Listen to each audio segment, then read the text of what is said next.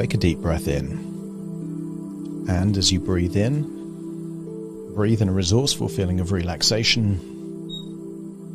And as you exhale, that's it. Just release that tension and notice that with your eyes closed, you can give more of your attention to the sound of my voice. Continue to breathe in that resourceful feeling of relaxation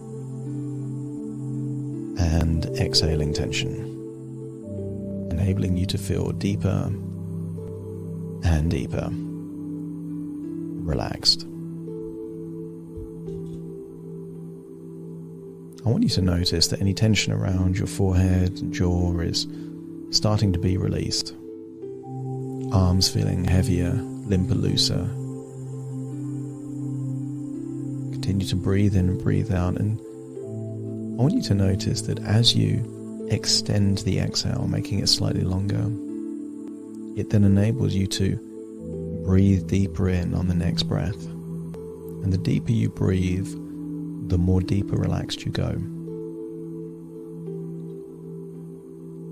And as you go deeper relaxed, I'd like to imagine that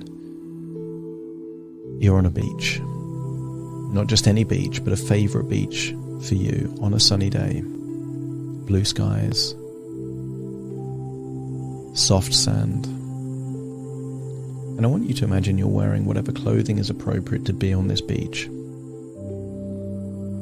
See the sea, hear the waves, feel a breeze on your skin, feel the warmth of the sun.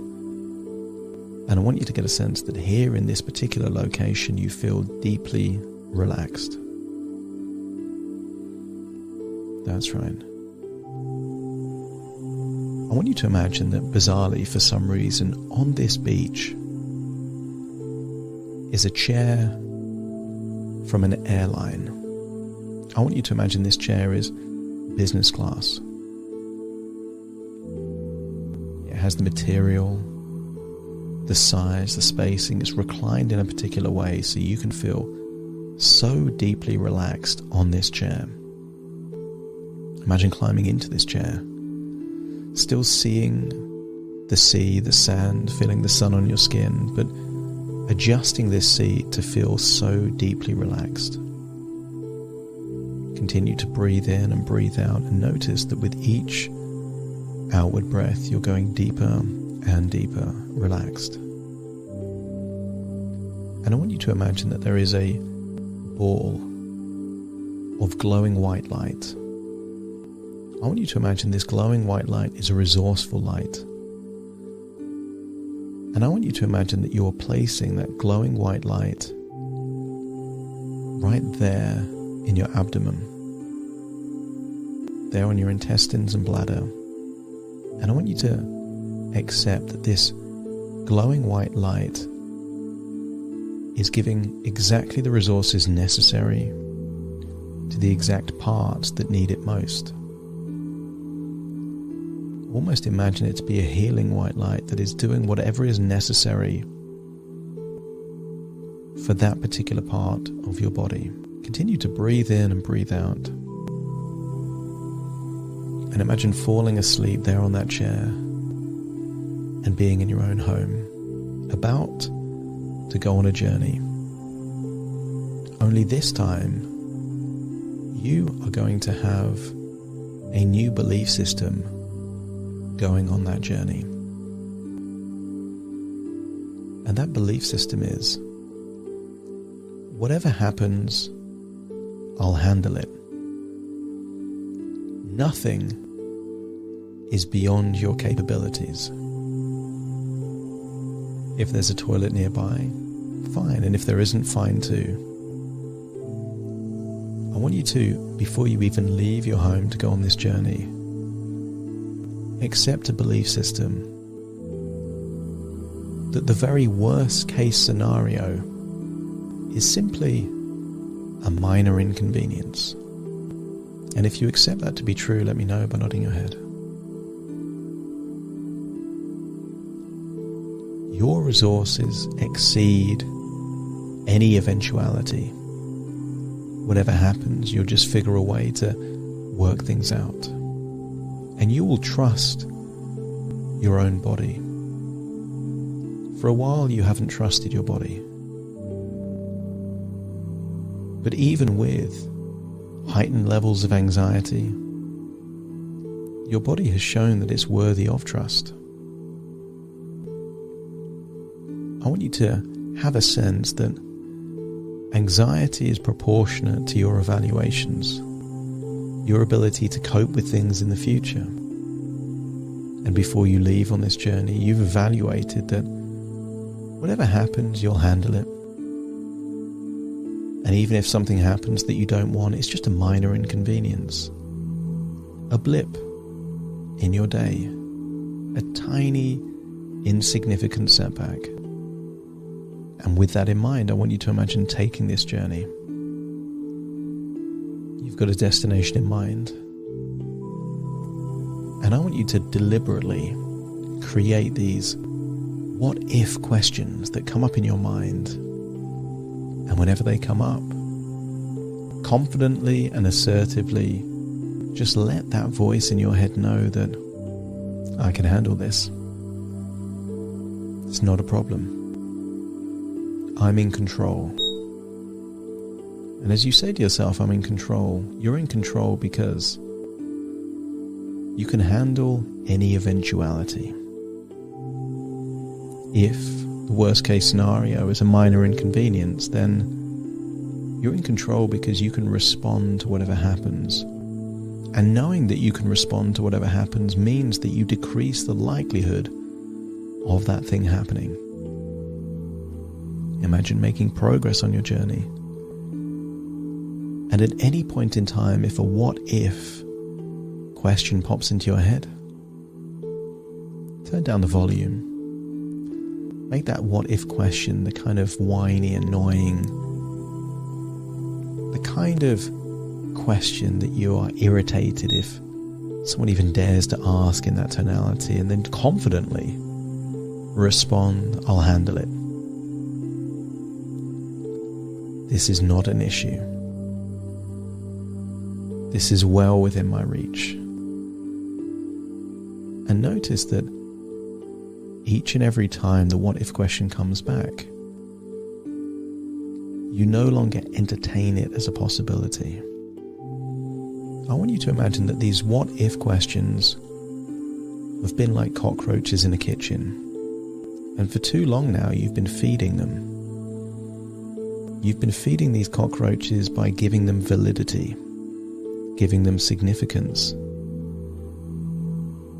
by doing things that give merit to their points. But in this journey, you're not. In this journey, you're dismissing them by accepting the truth, and that is that you can handle this. For most of your life, you've handled it, and you will again. Imagine those what-if whiny voices. And then imagine before responding inside your own head, smiling each time. But what if there's no toilet? I'll handle it.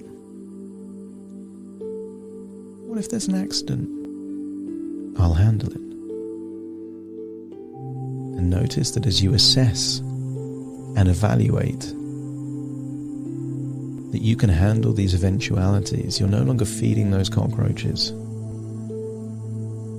And as you stop feeding the cockroaches, they become less frequent. And because they're less frequent, you don't even need to respond with that confident tonality that I can handle this, because they're not even there. I want you to imagine arriving at your destination.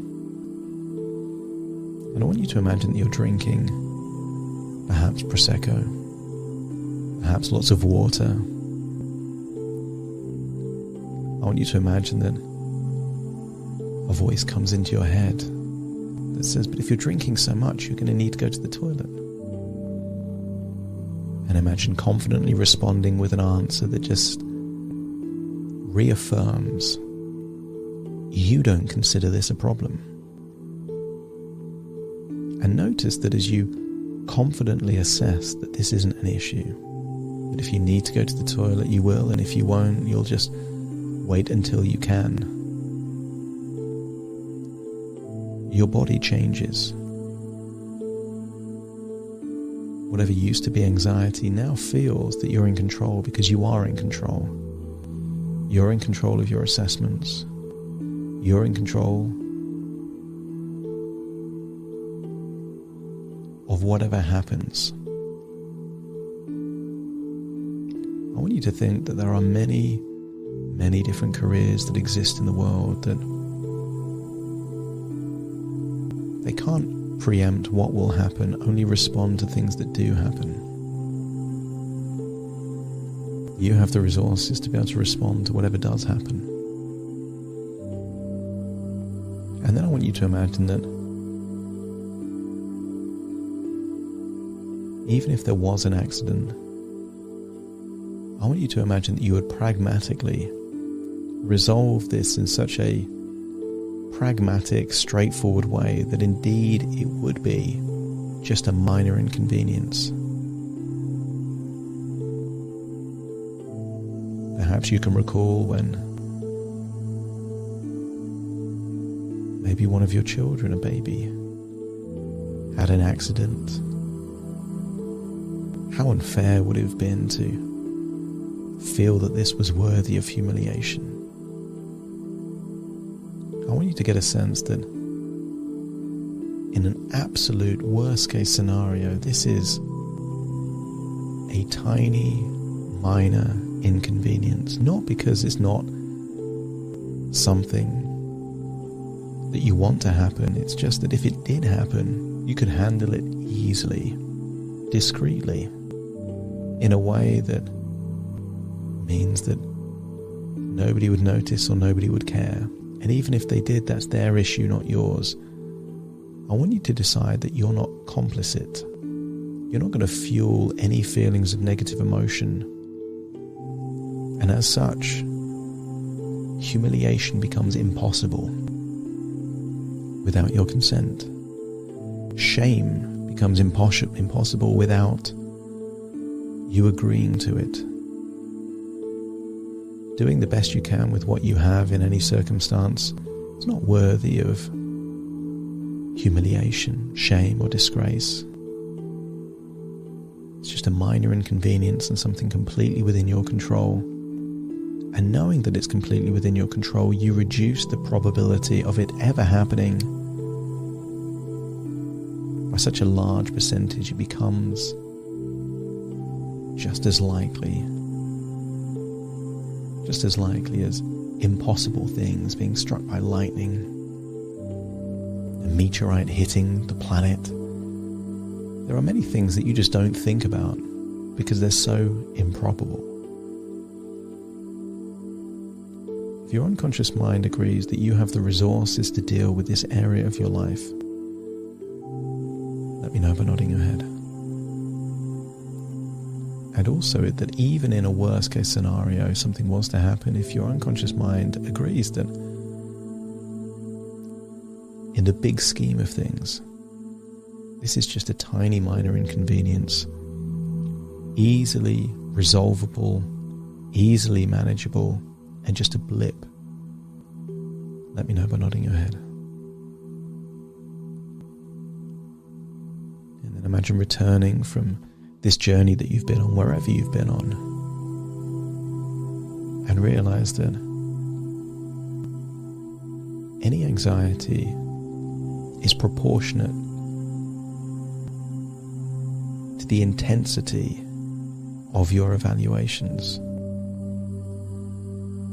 And now that you've evaluated that you can handle this, and that you've evaluated that a worst case scenario is a minor blip at worst, notice that the feelings of anxiety has dramatically reduced, and in reducing has also reduced the probability of anything undesirable happening.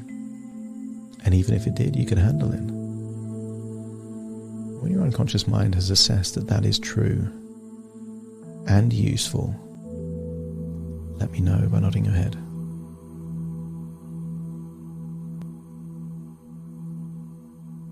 Now it's time to return back to that business class chair there on that beach. Imagine getting up out of that chair, but feeling that something is different. Feeling like your mind has returned back to normal, perhaps how it used to think many years ago, because that was a good way of thinking. Back then, you assessed that you had the resources to cope, and you didn't really entertain that as a possibility, but even if it did happen, you knew that it wouldn't affect your life at all. And in doing so, life was better back then in this area of your life. And therefore, why not allow things to go back to normal? You're walking down the beach feeling that your resources exceed demands and expectations on you, and as such, it's now time to return to the present. Take a deep breath in through your nose and out through your nose. Just wiggle your fingers, wiggle your toes, get a sense that you're all physically back in your body right now. As I count from 1 to 10 to awaken you. Starting to count. 1, 2, 3, waking up. 4, 5, 6, more alert. 7, 8, open your eyes, open your eyes. 9, 10, wide awake, wide awake, wide awake.